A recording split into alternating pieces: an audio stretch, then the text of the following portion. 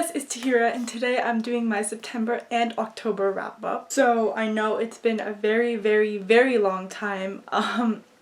Just school got really in the way. I am a senior in high school, so I am so busy with college applications and I've never really found the time to sit down and make a video. But today I found a little bit of time where I could film a video, so that's what I'm doing today. I didn't do my September wrap up and it's pretty short, so I'm just combining it with my October wrap up. But yeah, hopefully I'll get to making more videos soon. It might not be as consistent in the next couple of months.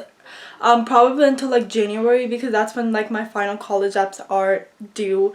But after like January, I'll start making consistent videos again. But yeah, without further ado, let's just go ahead and get started with my wrap up. So in September, the first book that I read was Mirage by Sumaya Dodd. I give this book 4 out of 5 stars. I really enjoyed it. The Mirage follows a girl named Amani, and she's living in a world that is dominated by the Vedic Empire, and she can't do everything that she loved, like poetry. But one day she's kidnapped by the regime and taken to the palace because she looks exactly like the Princess Maram, and Maram is hated a lot by the public, so Imani is supposed to take her place so that Maram can't get hurt in the public. I really like this book especially because it talks about colonialism, especially with the brutal like empire that I mentioned before. They have completely overtaken it, they have colonialized, and they have basically stopped a lot of the traditions that they used to do. So I really love that discussion, and it really I really started thinking about like how many places in our world have been colonialized by other places, and it just makes me sad that a lot of these cultures and traditions are getting lost because of it. There are some things I didn't love, like I felt like this was a little insta-lovey. I feel like that happens a lot, but it's just that the guy and the girl, like, they see each other and they're like, oh, I find you attractive, oh, I love you now, and it's very abrupt. Another thing that I didn't love was that there is a sci-fi aspect of it. She actually lives on a moon, and there's like other moons and other planets, and it just felt kind of weird. Like, the story at its heart is fantastical because like the world that they live in is like a fantastical world, but the broader like sci-fi aspect of it kind of felt weird and unnecessary, and I didn't love it. But yeah, I really loved the characters so much. I loved Imani, and I actually really loved Maram as a villain because I felt like she was such a great villain. She's super complex, she has motives of her own, and that's all I want in a villain. So yeah, I actually overall really enjoyed this book. After Mirage, I read Retributions of Magic by Cassandra Clare and Wesley Chu, which I gave a 5 out of 5 stars. Retributions of Magic follows the story of Magnus and Alec, who are from the Immortal Instruments and the Shadowhunter Chronicles, and it's them basically, I think it takes place sometime in the later Mortal Instruments, I think after City of Fallen Angels, I'm not quite sure. But this book follows them as they are traveling through Europe for a vacation when Magnus is accused of founding a cult called the Crimson Hand, and basically they have to find its leader and try to shut it down before it can do any more damage. Of course, them being Shadowhunters, there's demons, there's other shenanigans. It's a whole lot of fun. I mean, it was a fun book overall. It wasn't as dark and heavy as some of Cassandra Clare's other works, especially her later works. But yeah, I thought it was just a fun story about two characters that I really love. I love Magnus and Alec's relationship and their banter and their just dynamic. I just love it so much. Again, like, the plot was a little simplistic compared to Cassandra Clare's work, especially like the dark artifices, because that is so complex. But yeah, I think overall it was just a fun book that I really enjoyed. It obviously is not one of my favorites of Cassandra Clare's work. I think this book actually felt like pretty seamless. It wasn't like, oh, these two writing styles are so distinct. I couldn't really tell like who wrote which parts, so I think that's great. But yeah, overall this was a fun story, and I can't wait for the other books in the trilogy. And the last book that I read in the month of September, yeah, I only read 3 books in that month. I don't know, it was super busy. Anyway, that was Guts by Raina Telgemeier, which I gave a 4 out of 5 stars. I've been reading Raina Telgemmeier's graphic novels for a little while now, and this was actually I picked up on a whim because I didn't know that she had a new book out, and then my sister got it from the library at her school, and then I was like, okay, I'll just read it. It's a graphic novel. It literally took me like 30 to 45 minutes to read it. It was super quick. I really like Raina Telgemmeier's like graphic novels because they're so real and they like are relatable, and this one actually was about anxiety, which I thought was really great. It really explored anxiety in the main character, and I think these graphic novels are autobiographical, so they reflect Raina Telgemmeier's real life. So I thought that it was really interesting to see like the manifestation of anxiety, and in this book for her it was stomach aches, and I thought that that topic wasn't really discussed much in her other previous graphic novels. So yeah, I really enjoyed it. Overall, I don't know why Dr. Star, honestly it was pretty good. It wasn't the best ever, but yeah, I really enjoyed it. Moving on to my October wrap up. In October I read 5 books, which is a little more than September, but 5 is like what I usually read in a month. And all those books, some of them I liked, some of them I didn't like as much. So the first book that I read in the month of October was The Gilded Wolves by Roshni Chokshi, which I gave it 4 out of 5 stars. So this book follows Severin in Paris in the year 1889, and he has to basically find this artifact, and he joins with a group of other people, like a dancer and a historian and an engineer, and they all come together to basically go find this artifact. A lot of people compare this to Six of Crows because of the whole like heist and the group of misfits that are like coming together for one cause, and honestly not every book with a heist and a group of characters is like Six of Crows. It was similar in some ways, but in others it was completely different. So I feel like it's really weird to compare two books that are not even that alike. I especially really love the characters. I love them all immensely, and I thought that it was really great that they were all super diverse and they all came from super diverse backgrounds. One of the few gripes I have with this novel is that, one, it felt like they solved everything pretty easily. Like, this book involves a lot of puzzles and math and just thinking a lot about logic and stuff, but it felt like they knew everything, like they knew how to solve everything pretty quickly. And I know like it would have dragged out if they were like super confused about something, but just like especially in the end, I feel like that happens a lot in novels, is where like the characters figure out everything super quickly to like, and it feels super rushed. Another thing that it was sort of was the writing style. Roshni Chokshi's writing style is a super hit or miss for me, because sometimes like the way she writes metaphors or like her purple prose just doesn't connect with me. Like The Star-Touched Queen, I really did not like that book because I couldn't really understand what was going on. It was so filled with random metaphors and like over description of like the setting, which it can be good sometimes, but it just felt over in that novel. But in A Crown of Wishes, I quite enjoyed that more. I thought the metaphors were a little toned down and I felt like I knew what was going on in the story. This one, it was fine for the most part, but there were some parts where I was like, I have no idea what you're saying because this is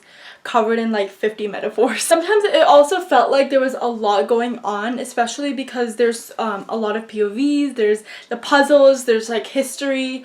It can feel really info dumpy at times. She's trying to give the history of like the order and everything, which is fine, but like a lot of the times it felt like she was giving a history lesson. It was kind of boring, and just like it felt like she was trying to do a lot in a little bit of time. So I feel like in the next book, hopefully she kind of slows down a bit with that and tries to focus on one thing.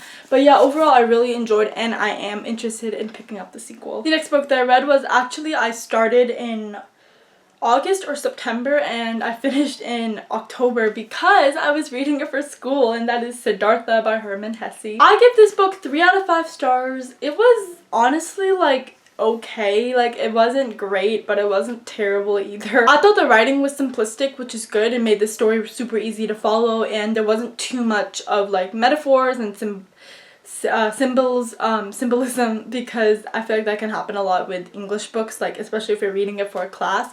But yeah, it was pretty simplistic, it was pretty easy to follow, so yeah, I really enjoyed that part of it. One other thing is that it is written by a white author, and it does talk about Buddhism and stuff, so I don't know if that representation is accurate. Like I can't speak for that, so I really don't know, but if it is inaccurate, please let me know. But yeah, I read it for school, don't have much to talk about it, but yeah. The next book that I read in the month of October was Water for Elephants by Sarah Gruen. I give this book 3 out of 5 stars. Again, it was a book that I absolutely hated, but didn't absolutely love it either. Water for Elephants follows this guy, and he basically leaves his house after his parents die, and he like jumps on this train, and this train is like a circus, and they're going somewhere, and then he like becomes part of the circus or whatever. And it's like alternate timeline, so there's one when he's like the young age, he's like 19 or something, and he's like part of the circus, and then there's the other timeline where he is old, he's in like a home, like a nursing home, he's like 90, and he's like recounting his past. It's kind of hard to explain. Honestly, it wasn't that interesting. I wasn't super invested in the story. One thing I loved was him and Rosie. Rosie is an elephant that is a part of the circus. She's not treated that well because she's not responding to anything, and then the main character realizes that she only responds to Polish because she only knows that, and then he starts talking to her in Polish and she responds, and the relationship is just so cute. But yeah, some parts of it were kind of unnecessary. Like there were some graphic sex scenes that did not feel like it's not like they didn't belong in the story, but it just felt so unnecessary. Like I don't know what was the point of them. So yeah, there were some weird parts where I was like, I have no idea what this is doing in the story. Overall, it was like a meh read for me. So the fourth book that I read in the month of October was Spin the Dawn by Elizabeth Lim. I give this book 4.5 stars. I loved it so much. This book follows our main character Maya, who is a seamstress and she's working for her father's shop. And then she really wants to be the greatest tailor in the land, but she cannot because she's a girl and her only hope is to marry well. But one day, the king requests her father to come to the palace, but he is sick and ailing and her brother cannot go either, so she disguises herself as her brother and she goes to the palace in place of him. And there she is vying for the spot of becoming the imperial tailor with 12 other people competing alongside her, and it's basically her journey in the palace. But then there's also this part where she has to make these 3 gowns that are like supposed to be super impossible to make, and she has to go on this journey to find all the materials to make those dresses. I really loved the characters of this book and the description. I thought the way the author described the world and everything was so beautiful, and like the description of materials and especially the description of clothing, because clothing obviously is a really big part of this. The way she describes the colors and the clothes is also beautiful. One big part of this book is a road trip or journey, because she's supposed to go to these different places to find these materials to make the 3 dresses, and it's a big long journey, and I thought it would be boring, but it actually wasn't. I was actually pretty invested the entire time and it's pretty interesting. The only thing I docked like a 0.5 star for was that the romance felt really predictable and it was super insta-lovey. Like the first time like the character of the love interest was mentioned, like I was like, I know they're gonna be together. Like it felt super predictable, but you know what, it's fine. I still really love this. Also, the cover, so pretty.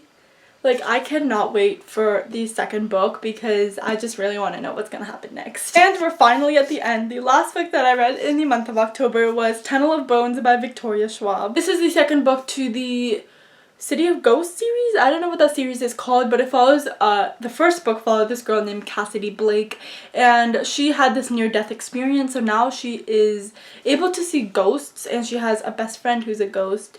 And one day her parents tell her, and her parents are like, they talk about like ghosts, and they're like ghost, not hunters, it's kind of weird, I don't know. But they get a TV show and they go to Edinburgh, and that is one of the most haunted places in the world. So Cassidy goes with them.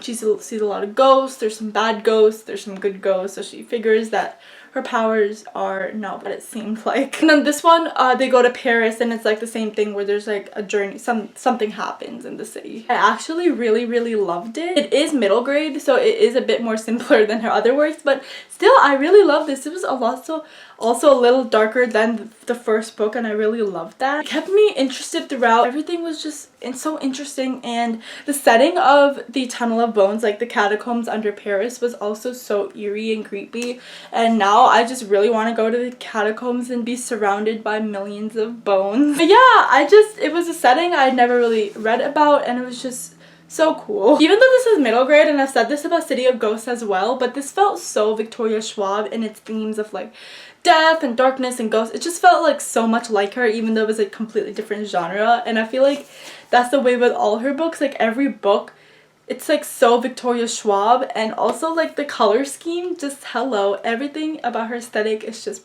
perfect. But yeah, that is it for my September and October wrap up. Let me know down below what is your favorite book that you read in the past couple of months, as I would love to know. But that is it for this video. I hope you enjoyed, and I'll see you next time. Bye!